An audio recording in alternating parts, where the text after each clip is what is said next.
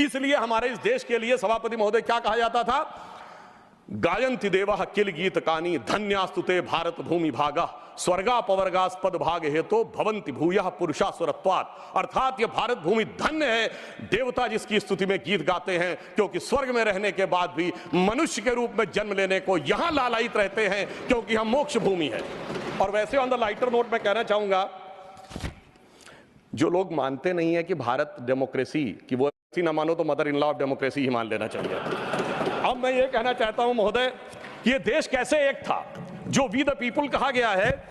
मैं बताना चाहता हूं कि जब माननीय प्रधानमंत्री जी ने श्री राम जन्मभूमि का उद्घाटन करना था, तो उससे पहले वो दक्षिण के जिन मंदिरों में गए थे, उसमें से एक तमिलनाडु का श्रीरंगम मंदिर है। उस श्रीरंगम मंदिर का महत्ता क्या है? यह माना जाता है कि अयोध्या के जो कुल देवता हैं भगवान विष्णु, वो श्रीरंगम के रूप में वहां विद्यमान हैं। क्योंकि जब उन्हें युद्ध करना था, विभीषण का राज्याभिषेक करना था, तो अपने कुल देवता को वहां स्थापित किया। समझिए, अयोध्या के वो नरेश हैं, पर कुल देवता तमिलनाडु में है। देश इस प्रकार से जुड़ता है। भगवान कृष्ण ने अपना शरीर छोड़ा द्वारका में और हृदय उनका जगन्नाथपुरी में है।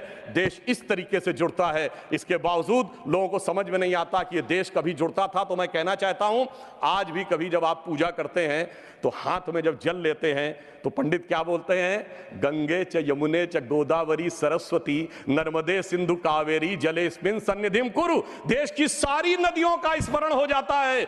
इस प्रकार से देश एक संकल्प के थ्रू आकर एक प्रकार से जुड़ता है।